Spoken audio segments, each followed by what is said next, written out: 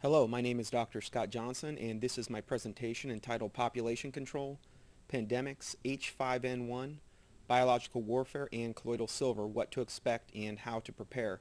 And if you're familiar with any of my other videos online, this is a condensed, updated version of the avian flu 16-part presentation I have up on YouTube. So there's some information in this particular slideshow that's updated and very, very vital as well. First thing we're going to be talking about relates to population control, and the Georgia Guidestones is the first subject. On one of the highest hilltops in Elbert County, Georgia, stands a huge granite monument.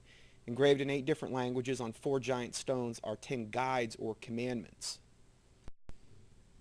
Though relatively unknown to most people, these guide stones are an important link to the occult hierarchy that seeks to dominate the world in which we live. Here is a cutaway from one of the commandments on the Georgia Guidestones, which says, "Be not a cancer on the earth. Leave room for nature, leave room for nature." The first commandment of the Georgia Guidestones is to maintain humanity under 500 million in perpetual balance with nature. You notice that nature is always the excuse. Mother Earth, Mother Gaia is always the excuse in order to keep the population at very, very low levels. This is an actual cutaway in the slide presentation of that commandment. Unfortunately, limiting the population of the Earth to 500 million would require a reduction of over 9/10 of the world's population. And there's a pie chart there that shows you a representation of that. So 9/10 of the population, that's quite a bit. But not to be outdone, Ted Turner, the CNN Time Warner mogul, would like to get rid of an even larger chunk of humanity. In an Audubon magazine interview, when asked what would be the optimal population level for the entire planet, he said not more than 250 to 350 million people, which this is about a 95% population reduction based on current levels of over 6.5 billion. Speaking about population reduction, globalist Bertrand Russell says, perhaps bacteriological war may prove more effective. If a Black Death, now remember this was said quite a bit a long time ago, and this is probably one of the most important slides in this whole presentation, because he says that perhaps bacteriological war may prove more effective if a Black Death could be spread throughout the world once in every generation. Survivors could procreate freely without making the world too full. There would be nothing in this to offend the consciences of the devout. So if they could do it in such a way where they could depopulate the world, and we really weren't sure what was going on, there's really going to be nothing in that to offend the consciences of the devout, and so forth. So let's see if they have a plan in place to do this. Sounding the alarm, Dr. Robert G. Webster, St. Jude's Children's Hospital in Memphis, Tennessee, is one of the world's leading infectious disease experts and is credited with being the first to discover the link between the bird flu and the human flu. He says society just can't accept the idea that 50% of the population could die, and I think we have to face that possibility.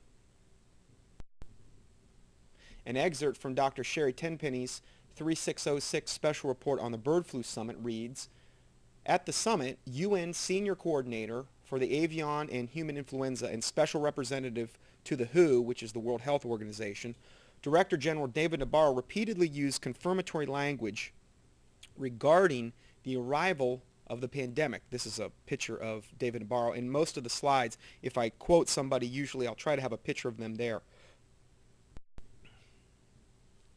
At one point, he commented that systems need to be put in place so that they can be readily activated when the pandemic starts. Without hesitation, Nabarro repeated, note that I said when, not if, the pandemic arrives.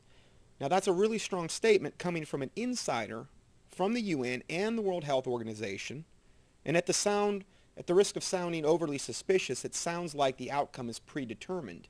Now this is those were all actual quotes from this article, and there's the link to it. So Dr. Tenpenny's conclusion was that it sounded like the outcome had actually been predetermined. Let it also be known that David Nabarro is also the World Health Organization's Executive Director for Sustainable Development. And whenever you hear that word sustainable, that is a New World Order for depopulation, essentially. They have to do whatever it takes in order for Mother Earth to be able to sustain herself. And the main thing that has to be done is to depopulate the Earth. So that's what sustainable development means. Now, going further, the U.S., this is a article from 8/28/07 entitled U.S. Under the United Nations Law in Health Emergency. There's not a lot of people that are aware of this, but this actually did take place. This is from Jerome Corsi at World Daily Net. The Security and Prosperity Partnership, or SPP, of North America Summit in Canada released a plan called the North American Plan for Avian and Pandemic Influenza that establishes United Nations law along with regulations by the World Trade Organization and World Health Organization as supreme over U.S. law during a pandemic, and sets the stage for militarizing the management of continental health emergencies.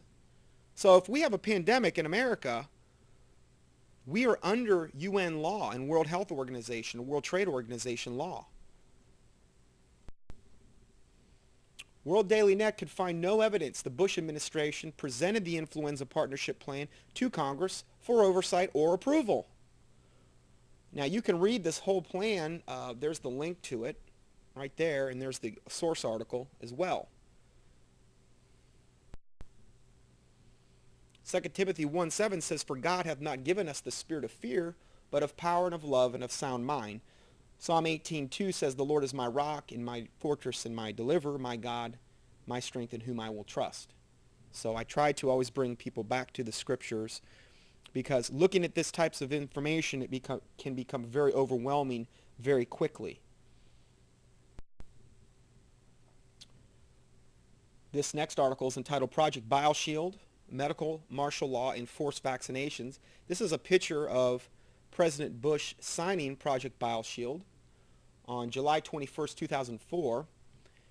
He signed the $5.6 billion Project BioShield into law. Under Project BioShield, the government can impose mandatory vaccinations on Americans while simultaneously declaring martial law based on any emergency, real or imagined. So as far as implementing UN law, World Health Organization law, mandatory vaccinations, martial law, you can see we've already just looked at two pieces of legislation that could make all that happen in the event of particularly a pandemic or a mass health crisis. This was an article entitled "Northcom Prepares for Possible Pandemic."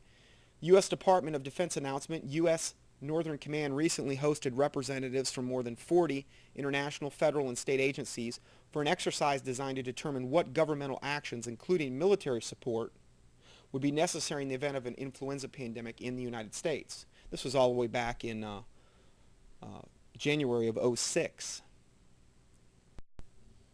The infrastructure for incarcerating Americans in the U.S. has already been set up through the governmental actions relating to Operation Cable Splicer, Operation Garden Plot, Rex 84, Field Manual 3-19.40, and Army Regulation 210-35. Now, if you want to know more about those, you can watch my presentation on the avian flu, where I get into those a little bit more in depth. U.S. Representative Ron Paul said, "When we give the government the power to make medical decisions for us, we in essence accept that the state owns our bodies."